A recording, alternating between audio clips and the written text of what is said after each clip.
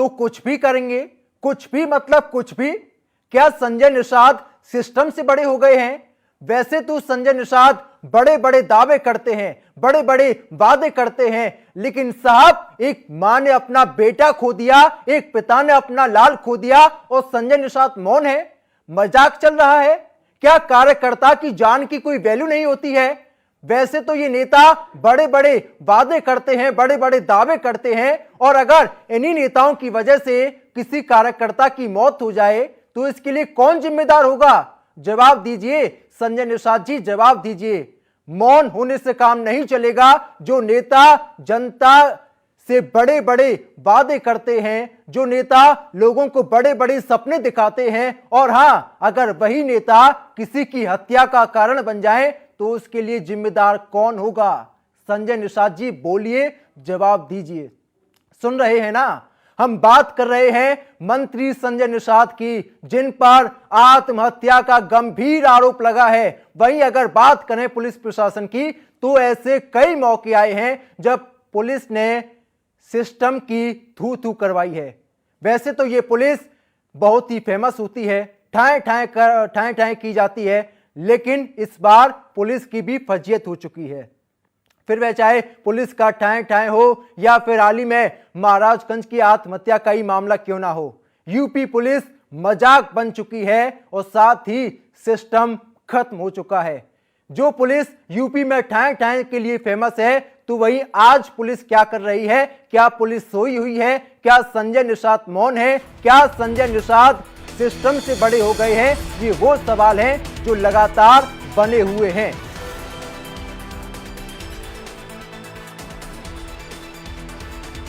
तो ये बड़ी जानकारी है। निषाद पार्टी के बड़े नेताओं पर गंभीर आरोप लगे हैं और शीर्ष नेताओं पर हत्या का आरोप लगा है। इस समय की बड़ी जानकारी है। संजय निषाद और उनके दोनों बेटों पर आरोप लगे हैं, लेकिन बड़ी बात तो ये है, संजय निषाद मौन है, संजय निषाद खामोश हैं, फोन उठाने से इनकार कर दिया है।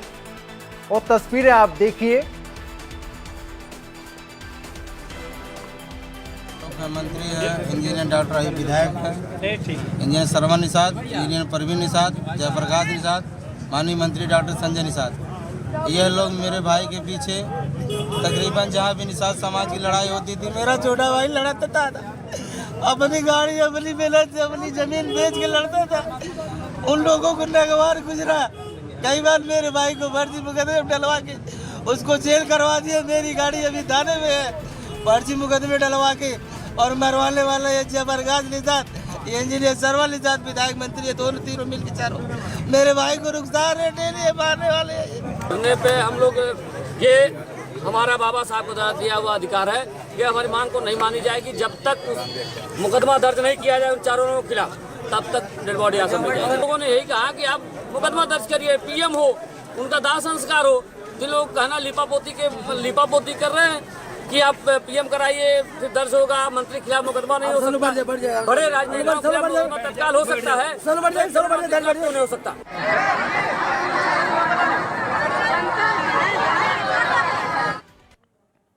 अब डंके की चोट पर इंडिया न्यूज उत्तर प्रदेश उत्तराखंड सवाल पूछता है। सवाल वो जो संजय निषाद को बोलना ही पड़ेगा। मृतक को आखिरकार किसने मजबूर किया कि वो मौत को गले लगा ले? शीर्ष नेताओं पर हत्या का आरोप है, आखिरकार एक्शन कब लिया जाएगा? कब पुलिस प्रशासन कार्रवाई करेगा? कार्यकर्ता की मौत, जिम्मेदार कौन है? यह भी एक बड़ा सवाल है। मौत के लिए आखिरकार कौन दोषी है? क्यों कार्यकर्ता ने मौत की है? क्या कार्यकर्ता की जान की कोई कीमत नहीं होती है नेताओं के लिए? क्या संजय निषाद सिस्टम से बड़े हो चले हैं? आखिरकार एफआईआर कब दर्ज होगी? ये वही पुलिस है जो ठाए के लिए फेमस है, लेकिन अभी तक एफआईआर दर्ज नहीं हो पाई है। मृतक को आखिरकार सुसाइड के लिए किसने मजबूर किया है? यह भी एक बड़ा सवाल है। और ये तस्वीरें आप देखिए, समझिए, महसूस करिए किस तरीके से कार्यकर्ता की मौत के बाद यहां पर हल्ला बोल किया जा रहा है।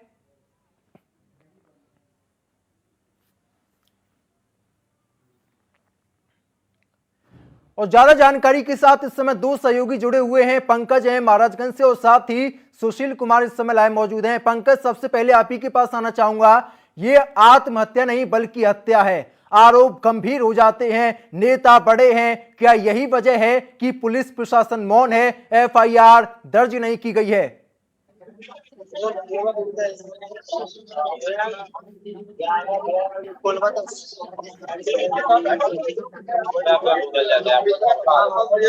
पंकज, आवाज आ रही है आपको मेरी? ठीक है, लौटूंगा आपके पास। सुशील कुमार, क्या कार्यकर्ता की जान की कोई कीमत नहीं होती है नेताओं की नजर में? क्योंकि कार्यकर्ता की मौत हो जाना और संजय निषाद का खामोश रहना यह बताता है कि नेताओं की नजर में कार्यकर्ता की जान की कोई वैल्यू नहीं होती है। सिस्टम से ऊपर है क्या संजय निषाद?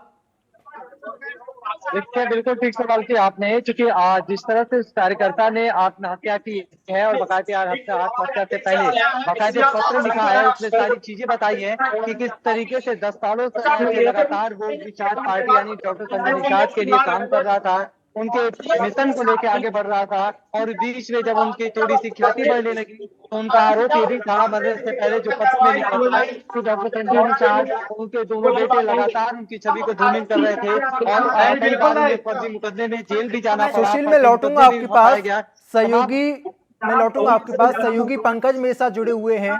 पंकज, आप अभी कहां पर मौजूद हैं? मनोज, आप अभी कहां पर मौजूद हैं और साथ ही परिजनों का क्या कुछ कहना है इस पूरे मामले को लेकर? जी, आपको बता दें कि हम इस वक्त धर्मात्मा के घर आवास पर मौजूद है। यहाँ पर काफी संख्या में भीड़ लगी हुई है। यहाँ के लोगों का कहना है, जो उनकी पत्नी उनकी माता का कहना है कि जब तक उनके खिलाफ मुकदमा दर्ज नहीं होगा और तब तक हम लोग यही प्रशासन से मांग करेंगे, लेकिन शासन स्तर तक मंत्री होने के नाते उनके पर एफआईआर दर्ज नहीं हो रहा है, न कोई कार्रवाई की जा रही है। यहाँ तक कि 24 घंटे बीत गए लेकिन पार्टी की तरफ से अभी तक कोई बड़ा नेता नहीं आया, न कोई कार्यकर्ता आया ये जानने की कि किस तरह का हाल है और किस तरह का हम लोग हैं। और यहाँ पर काफी भीड़ लग चुका है और काफी देखिए यहाँ पर लोगों की, हम दिखा दें अपने पीछे की काफी संख्या में लोग यहाँ जुटना शुरू हो गए हैं। अभी पीएम नहीं हुआ है और काफी लोग हैं। हम बात की, मनोज, आप लगातार लोगों से बातचीत करने की कोशिश करिए और आप उन्हें बताइए कि इंडिया न्यूज डंके की चोट पर सवाल पूछता है। इंडिया न्यूज परिवार के साथ खड़ा हुआ है, चाहे कोई मंत्री हो चाहे कोई अधिकारी हो। डंके की चोट पर सवाल करते थे, सवाल करते हैं और सवाल करते रहेंगे। अभी हम बात करेंगे, उनकी पत्नी से भी बात कर रहे हैं कि क्या मामला है और क्या बताएंगी। अभी हमारे साथ में कई लोग यहाँ काफी जुटे हुए हैं। क्या आप धर्मात्मा निषाद को जानते हैं? तो आप कैसे हैं धर्मात्मा निषाद? कैसे थे? अच्छे व्यक्ति थे धर्मात्मा निषाद।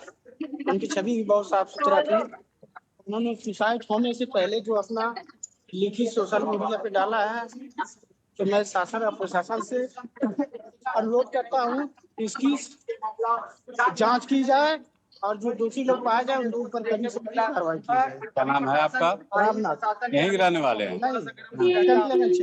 ये कैपियरगंज क्षेत्र के मतलब बगल के गांव के रहने वाले हैं। और हम बातचीत और भी करेंगे कि उनके, आप यहीं के रहने वाले हैं? धर्मात्मा निषाद को जानते थे? जानते सर, बहुत अच्छे आदमी थे। जो भी कार्रवाई एकदम कड़ी होनी चाहिए, कोई भी हो।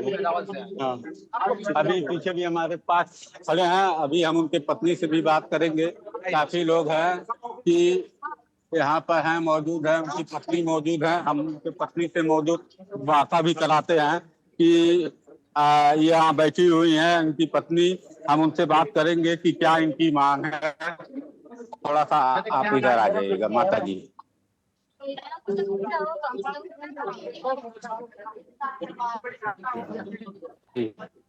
पत्नी है, आप मांग है और एक सरकारी नौकरी मिली और क्या तैयार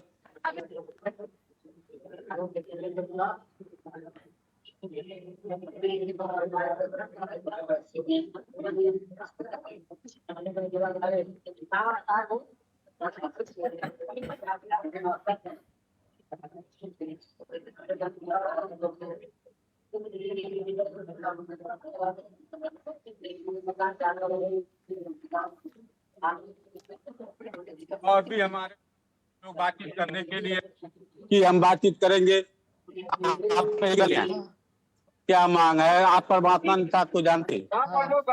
क्या आपकी मांग है? क्या कैसे व्यक्त थे? अब कौन मांग बा जौन पतोहा कहते न मांग बा आई अब हमकर मेहरारू के जौन सुनवाई बा वहाँ से तो फोन आ गए बढ़ान रहा वहाँ से आदेश आ गए कि उनको यहाँ से हटाइए।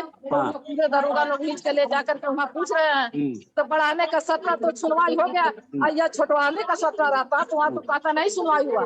अच्छा अच्छा जाता है अब बढ़ाने का सट्टा यहाँ पर आ गया केस का। अच्छा अच्छा। तो आप आ जाइए 1 मिनट। हाँ यही पर आइए।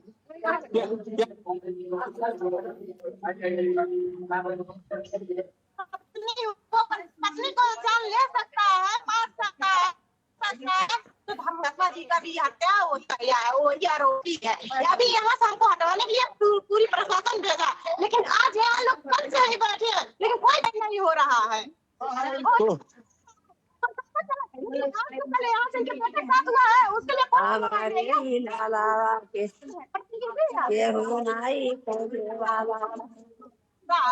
लेकिन हम लोग के लिए कोई भी नहीं बन रहा है। कौन भिजवाया था यहाँ पुलिस? संजय निषाद भी भिजवाए हैं कि हमको हटाने के लिए, किसको हटाया जाए, क्यों जाए? आप लोग कहाँ थे? चक्कर काट रही थी अपने करने के लिए, तब वो लोग कहाँ थे? डॉक्टर संजय निषाद कहाँ थे? परवीन निषाद कहाँ थे? सरवन निषाद कहाँ थे? आज हम यहाँ आए हैं तो हमको हटाने के लिए पूरे फैसला कर भेजे हैं, तब वो लोग कहाँ थे? तब मेरी FIR क्यों नहीं दर्ज? तो बात है कि यहाँ पर कि यहाँ पर माहौल काफी गर्म है। परमात्मा निषाद को लेकर काफी लोग एकदम परेशान है। अभी PM के लिए लोग गए हुए हैं। हालांकि पुलिस पूरे छावनी में तब्दील हो चुकी है, इस गांव को पूरे स्थिर ले ली है। आपको बता दें कि यहाँ पर जो भी लोग आ रहे हैं, धीरे धीरे लोगों की संख्या बढ़ रही है। पीछे देख लीजिए काफी संख्या में लोग यहाँ पर जमा हो रहे हैं और आ चुके हैं। परमात्मा निषाद अपने जो वो फेसबुक पर सुसाइड नोट दिया, जिसमें उन्होंने बताया है, लिखा है, पूरे लगभग बहुत लंबे चौड़े में लिखा है कि जो जनता की सेवा करते थे और खेत भी बेचे, कई चीजें बेच के लोगों की भरपूर सेवा की, मदद की, लेकिन उनकी मदद पर, इस मदद पर काफी लोग नाखुश थे कि ये नेता आगे बढ़ रहा है, युवा है, आगे बढ़ जाएगा। यहाँ तक कि सीधे सीधे मंत्री जी पर ही निशाना साधा है और साफ तौर पर लिखा हुआ है। जी बिल्कुल लौटूंगा आपके पास। सहयोगी सुशील कुमार भी इस समय जुड़े हुए हैं। सुशील, क्या इन आंसुओं की कोई कीमत नहीं है नेताजी की नजर में? क्या संजय निषाद सिस्टम से बड़े हो चले हैं? एक पत्नी ने अपने पति को खो दिया, एक मां ने अपने बेटे को खो दिया, एक पिता ने अपने लाल को खो दिया। आखिर कौन है इन सब के लिए जिम्मेदार?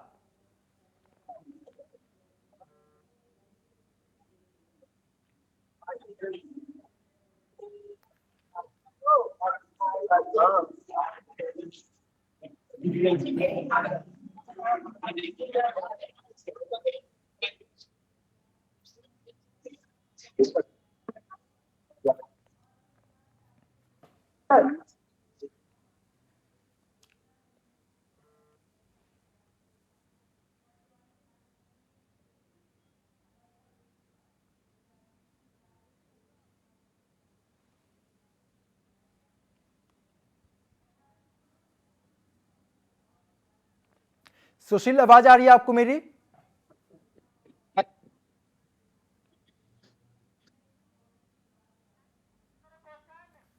सुशील, आवाज आ रही है आपको मेरी? बिल्कुल। क्या मंत्री जी अपने आप को भगवान मानते हैं? चूंकि इन आंसुओं की कोई कीमत नहीं है। एक मां ने अपने बेटे को खो दिया, एक पिता ने अपने लाल को खो दिया, एक पत्नी ने अपने पति को खो दिया, लेकिन मंत्री जी बोलने को तैयार नहीं है। क्या मजाक चल रहा है यहाँ पर?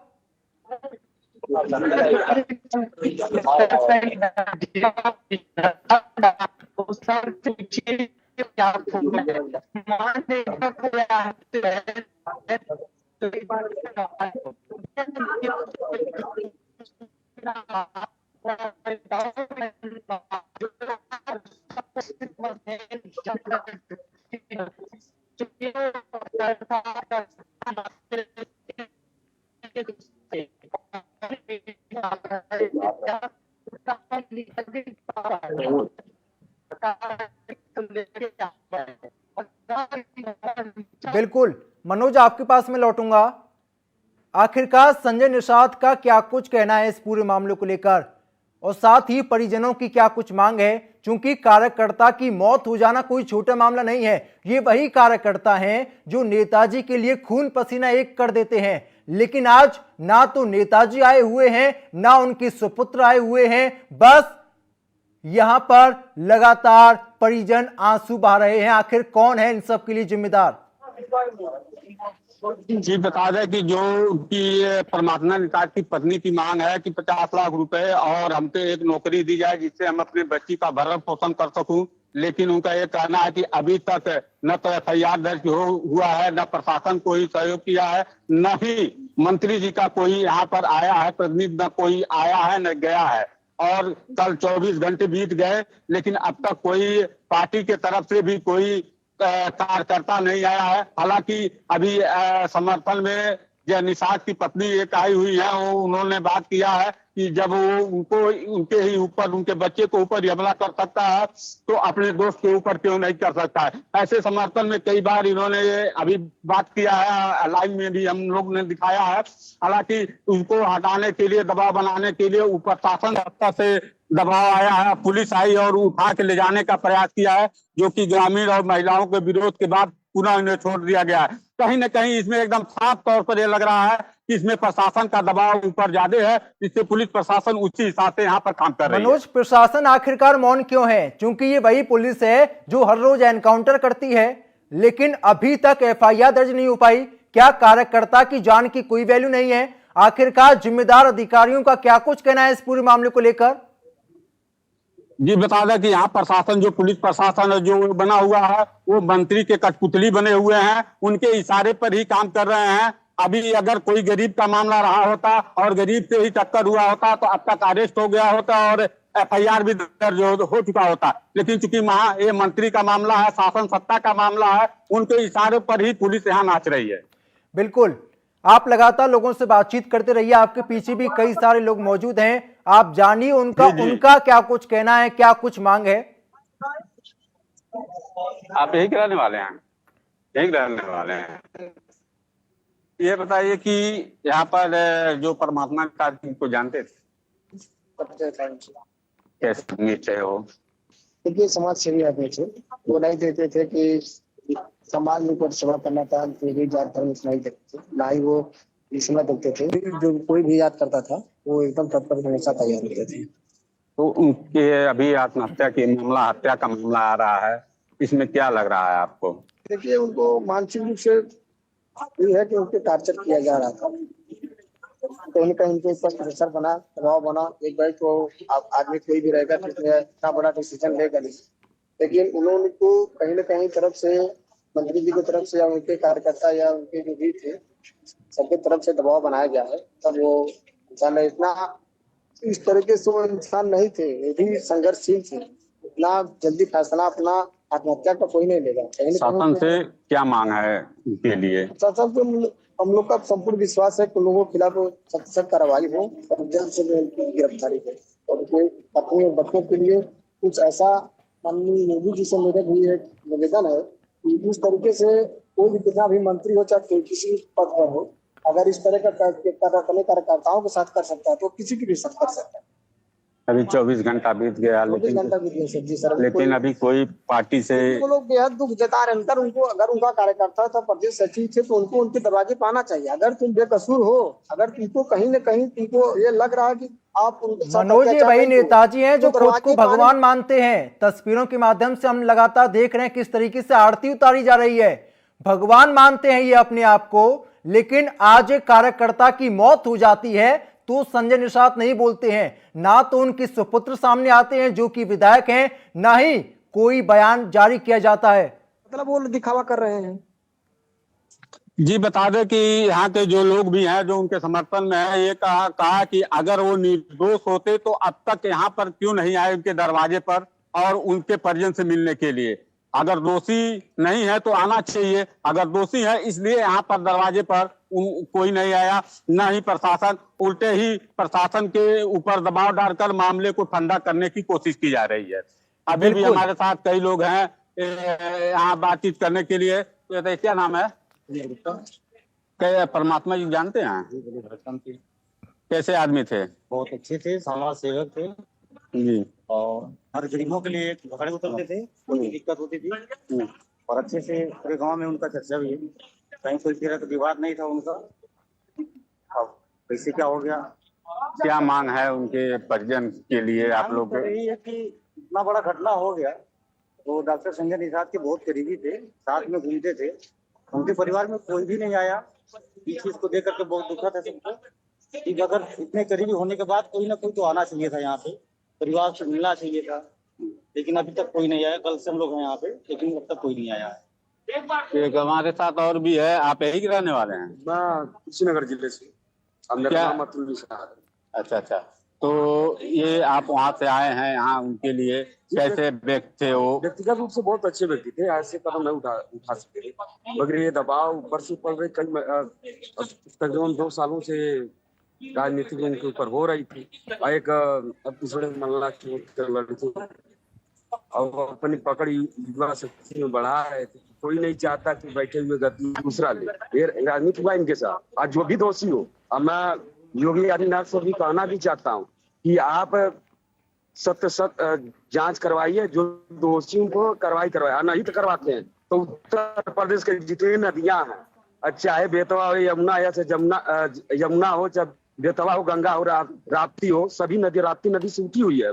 ये शारदा भी जाएगी। तो बिल्कुल कहीं ना कहीं कार्यकर्ता की मौत के बाद संजय निषाद मौन है। इंडिया न्यूज लगातार डंके की चोट पर सवाल पूछता था, सवाल पूछता है, सवाल पूछते रहेंगे और साथ ही डंके की चोट पर कहते हैं ये आत्महत्या नहीं बल्कि हत्या है। संजय निषाद जी, आपको बोलना ही पड़ेगा, क्या कार्यकर्ता की जान की कोई वैल्यू नहीं होती है आपकी नजर में? अगर कार्यकर्ता की मौत हो जाती है तो संजय निषाद कोई नहीं बोलते हैं। ये वही कार्यकर्ता हैं जो नेताजी के लिए आगे पीछे घूमते हैं, नेताजी को नेताजी बनाते हैं, विधायक बनाते हैं, मंत्री बनाते हैं, और आज कार्यकर्ता की मौत हो जाती है तो संजय निषाद खामोश रहते हैं। अब वजह क्या है ये तो हम नहीं जानते, लेकिन डंके की चोट पर सवाल लगातार पूछते रहेंगे। वक्त हो चला एक छोटी सी ब्रेक का। ब्रेक के उस पार भी लगातार सवालों की बरसात जारी रहेगी।